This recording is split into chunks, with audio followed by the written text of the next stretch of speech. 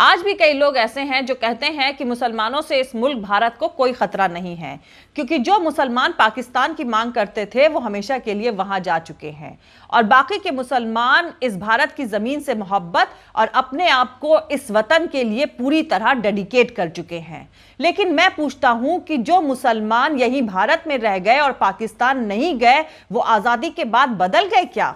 क्या उनका लड़ाई झगड़े मारकाट की तरफ झुकाव नहीं है, जिसके चलते 1946-47 में कई दंगे, लूटपाट और हत्याएं हुई थी? यह मानना सुसाइडल यानी आत्मघाती होगा कि पाकिस्तान बनने के साथ ही भारत में रह गए मुसलमान रातों रात पैट्रियट यानी देशभक्त बन गए, जबकि हकीकत यह है कि पाकिस्तान बनने के साथ ही मुसलमानों से खतरा 100 गुना बढ़ गया है। मुसलमानों की एग्रेसिव स्ट्रेटजी हमेशा दो तरह की रही है। एक सीधे हमले की, जिसे मोहम्मद अली जिन्ना ने डायरेक्ट एक्शन कहा था और जिसके चलते उन्हें एक ही झटके में पाकिस्तान मिल गया। हमारी ही जमीन से एक मुस्लिम मुल्क अलग काट लिया गया। इनकी दूसरी स्ट्रैटेजी अपनी आबादी बढ़ाने की है। कश्मीर के बाद इनका निशाना असम, त्रिपुरा और बंगाल है। पूरे देश में जहां भी इनकी मस्जिदें या मोहल्ले हैं, ये उनको अपनी अलग रियासत मानते हैं। मुसलमानों को देश के लिए असल खतरा बताने वाली आरएसएस के सर संचालक गोलवलकर की इन सारी बातों को, जो अभी तक मैंने आपको बताई हैं, उनके इन सारे विचारों को, उनके इन सारे ख्यालातों को बंच ऑफ थॉट्स नाम की एक किताब में छापा गया है। भारत को हिंदू राष्ट्र बनाने का जो बीज गोलवलकर ने 1950s 1960s के दशक में बोया था, क्या उसकी फसल मोदी राज में जमकर लहलहा रही है? क्योंकि अनेकता में एकता यानी यूनिटी इन डाइवर्सिटी जैसे स्लोगन्स, जैसे प्रिंसिपल्स पर गोलवलकर का यकीन नहीं था। गोलवलकर का जोर हमेशा उन दुश्मनों की पहचान करने पर होता जिन्हें वो भीतरी दुश्मन कहा करते थे, जैसा कि आजकल हो रहा है। मुसलमान हो, सिख हो, ईसाई हो, वामपंथी हो या हिंदू हो, हर वो इंसान जो सरकार और आरएसएस के ख्यालातों से इत्तेफाक नहीं रखता है या उनकी विचारधारा के खिलाफ खड़ा है, उसको गद्दार और देश में छिपा देश का दुश्मन बताया जा रहा है। वैसे हिंदू राष्ट्र बनाने में गोलवलकर को 3 मेन खतरे या रोड़े नजर आते थे। वो है मुसलमान, ईसाई और वामपंथी यानी लेफ्टिस्ट। गोलवलकर इन तीनों को राक्षस कहा करते थे। उनका मानना था कि हिंदू इन तीनों को तबाह करके यानी इन तीनों का नाश करके वतन की खिदमत करेंगे। और अब शायद गोलवलकर के ख्वाबों को अमली जामा पहनाने की कोशिश करी जा रही है। उनके विचारों को, उनके ख्यालों को जमीन पे उतारा जा रहा है, क्योंकि पिछले 6 सालों से हिंदुत्व की जो नई डेफिनेशन लिखी गई है, वो गोलवलकर के हिंदुत्व की डेफिनेशन, जिसका जिक्र किताब बंच ऑफ थॉट्स में किया गया है, उससे 100% मैच खाती है। और जिनको हिंदू राष्ट्र बनने में गोलवलकर रोड़ा मानते थे, यानी मुसलमान, ईसाई और वामपंथी यानी लेफ्टिस्ट, इनको वो राक्षस कहते थे और तबाह करने की बात करते थे, उस पर पब्लिक में खुलकर बात होनी चाहिए, डिबेट होनी चाहिए। क्योंकि मोदी जी ने अपनी कई स्पीचेस में यूनिटी इन डाइवर्सिटी की बात करी है और गोलवलकर इस प्रिंसिपल के बिल्कुल खिलाफ थे। बहस होनी चाहिए कि क्या CA-NRC गोलवलकर के हिंदू राष्ट्र के ख्वाब को पूरा करने के लिए लाया गया है? जिनको वो राक्षस या शैतान कहा करते थे, उनको तबाह और कंट्रोल करने के लिए लाया गया है। शुरुआत में निशाने पर मुसलमान है, उसके बाद ईसाई, फिर सिख और फिर दलितों का नंबर आएगा। इस तरह की खबरों से बाजार गर्म है। अब हकीकत पर नजर डाल लेते हैं। तो अब CA के खिलाफ दिल्ली में भड़के दंगों के मामले में दिल्ली पुलिस की स्पेशल सेल ने अब तक 18 लोगों को ऊपा के तहत गिरफ्तार किया है। ऊपा यानी अनलॉफुल एक्टिविटी प्रिवेंशन एक्ट। गिरफ्तार करे गए लोगों में ज्यादातर जामिया मिलिया इस्लामिया के स्टूडेंट्स और पिंजरा तोड़ ग्रुप से जुड़े लोग हैं।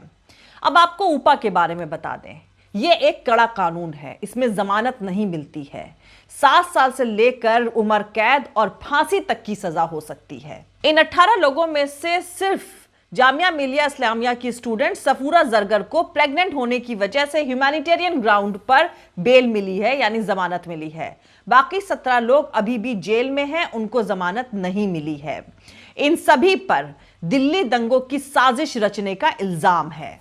अब कमाल की बात यह है कि जो अपोजिट पार्टी है यानी जो दूसरा पक्ष है, यानी जिसके साथ दंगे हुए थे, उस पक्ष में से किसी भी बड़े नेता का नाम नहीं है। उनमें से किसी को भी ऊपा के तहत गिरफ्तार नहीं किया गया है।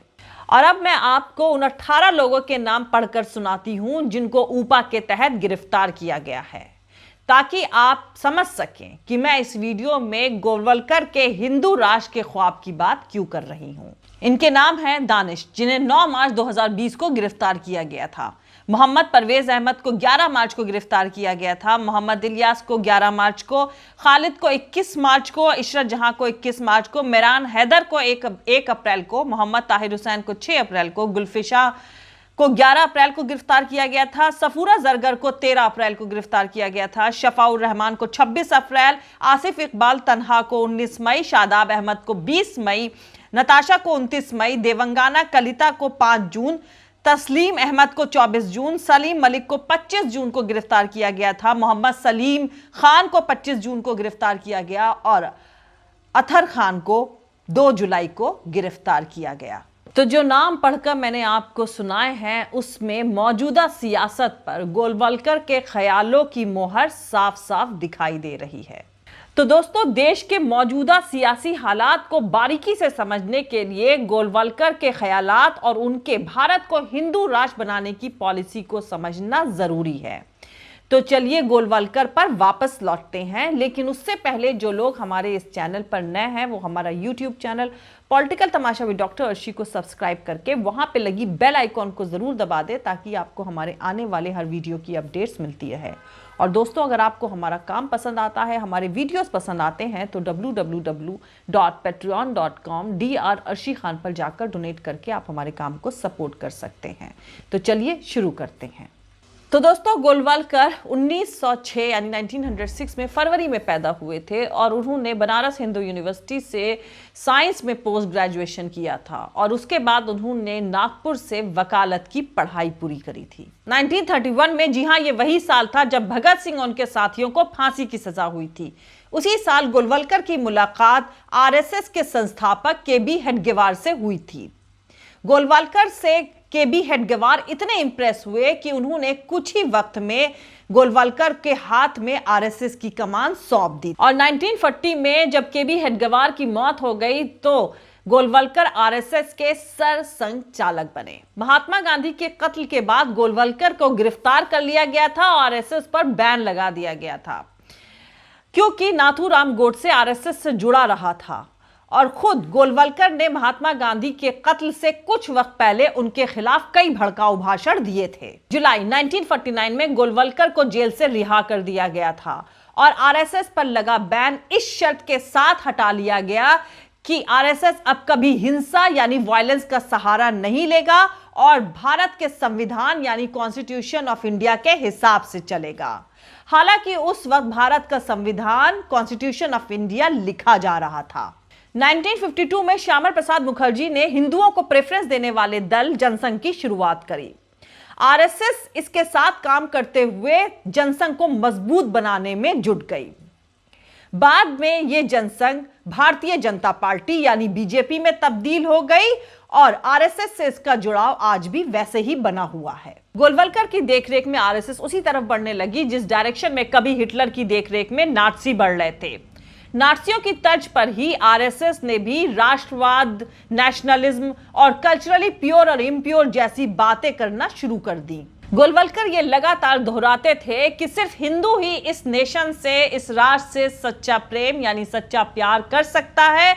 इसके दुश्मनों को पहचाना जाना बेहद जरूरी है और गोलवलकर के इन दुश्मनों में मुसलमान सबसे पहले आते थे। और इस वक्त जिस तरह का जुल्म देश में माइनॉरिटीज के साथ किया जा रहा है, खासतौर से मुसलमानों के साथ, उसको आप गोलवलकर की किताब बंच ऑफ थॉट्स में छपे एक आर्टिकल से समझ सकते हैं। उस आर्टिकल का टाइटल है हिंदू राष्ट्र और उसके दुश्मन। इस आर्टिकल में गोलवलकर कहते हैं कि जब हम कहते हैं कि एक हिंदू राष्ट्र है तो कई लोग फौरन ये सवाल करने लगते हैं कि इस देश में रह रहे मुसलमान और ईसाइयों का क्या वो यहां पैदा नहीं हुए? क्या वो यहां पले बड़े नहीं?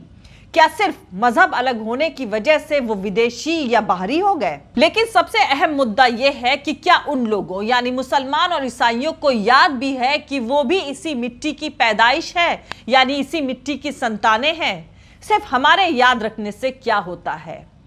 आस्था और मजहब बदलने के साथ ही उनका इस धरती जमीन के साथ प्यार और समर्पण भी खत्म हो चुका है। इसी आर्टिकल में गोलवलकर कहते हैं कि इतना ही नहीं, ये लोग दुश्मनों की सरजमी से खुद को जोड़ कर देखते हैं, विदेशी भूमि को अपना धर्म स्थल मानते हैं, खुद को शेख और सैयद कहते हैं। शेख और सैयद तो अरबों के वंशज है और आज भी ये लोग मानते हैं कि इनका मकसद इस धरती पर कब्जा करके अपना साम्राज्य कायम करना है। गोलवलकर के पहले भी हिंदू राष्ट्र की पैरवी करने वाले सावरकर और मदन मोहन मालवीय जैसे नेता रहे थे, लेकिन गोलवलकर के ख्यालात इनसे कई गुना ज्यादा उग्र, कई गुना ज्यादा इंटेंस थे। जिन 3 दशकों में गोलवलकर ने आरएसएस की कमान थाम रखी थी, उन 3 दशकों में आरएसएस ने अपनी जड़ें सबसे ज्यादा मजबूत करी।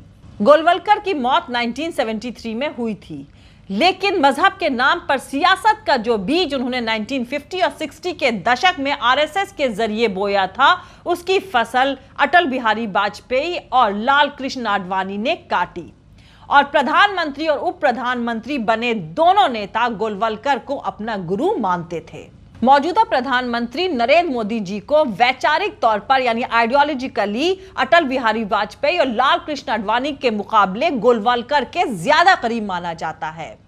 इनके प्रधानमंत्री बनने के बाद हिंदुत्व का एजेंडा तेजी से आगे बढ़ा और इसका विरोध करने वालों को पाकिस्तान चले जाओ जैसी नसीहतें देने का चलन भी। मुसलमानों, ईसाइयों और दलितों पर हमले, मजहब के नाम पर सियासत और राष्ट्रवाद यानी नेशनलिज्म जिस जबरदस्त तेजी से पिछले 6 सालों में भारत में आगे बढ़ा है, उससे यही इशारा मिल रहा है कि जिस हिंदू राष्ट्र भारत का गोलवलकर ने सपना देखा था, वो अब शेप लेने लगा है।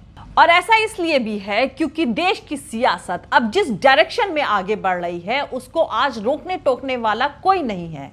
ऑपोजिशन नाम की चीज पूरी तरह से गायब है और फर्जी खबरों के सहारे उठाया जा रहा राष्ट्रवाद का शोर इतना तेज है कि उसके खिलाफ उठ रही आवाजें सुनाई नहीं दे रही। और अब ऐसा दिखाया और बताया जा रहा है कि सिर्फ एक सम्राट है और पूरा देश उसके पीछे खड़ा है, और जो इस सम्राट के पीछे नहीं खड़े हैं उन्हें गैर जरूरी करार देने की कोशिश करी जा रही है। गांधी के हत्यारों की पूजा करने वालों को मेजॉरिटी से यानी बहुमत से क्लीन चिट मिल रही है, और ये बहुमत, ये मेजॉरिटी गोलवलकर के विचारों, उनके थॉट्स और उनकी आइडियोलॉजीज पर मोहर लगाकर देश को उसी राह पर आगे बढ़ने की हिम्मत दे रही है। पर अफसोस, जिस रास्ते पर देश आगे बढ़ रहा है, उस रास्ते पर चलकर किसी भी मुल्क ने कामयाबी हासिल करी हो, ऐसा कोई भी एग्जाम्पल पूरी दुनिया में मौजूद नहीं है। पर ऐसे बहुत सारे एग्जाम्पल्स मिल जाएंगे जहां राष्ट्रवाद, मजहब और नफरत की सियासत के चलते बहुत सारे मुल्क तबाह हो गए और वहां के लोग आज भी उस गलती की सजा भुगत रहे हैं। जय हिंद, सत्यमेव जयते, अल्लाह हाफिज। दोस्तों, हमारा पूरा वीडियो और दूसरे और वीडियोस देखने के लिए हमारा YouTube channel political Tamasha with doctor Arshi को सब्सक्राइब करके वहां पे लगी बेल आइकॉन को जरूर दबा दें ताकि आपको हमारे आने वाले हर वीडियो की अपडेट्स मिलती रहे। और दोस्तों, अगर आपको हमारा काम पसंद आता है, हमारे वीडियोस पसंद आते हैं, तो www.patreon.com DR अर्शी खान पर जाकर डोनेट करके आप हमारे काम को सपोर्ट कर सकते हैं। और अगर आपको हमारा वीडियो पसंद आता है तो लाइक और शेयर करना हरगिज नहीं भूलें। आप हमें फॉलो भी कर सकते हैं हमारे इंस्टाग्राम, फेसबुक पेज और ट्विटर पर। Thank you. मिलते हैं अगले वीडियो में।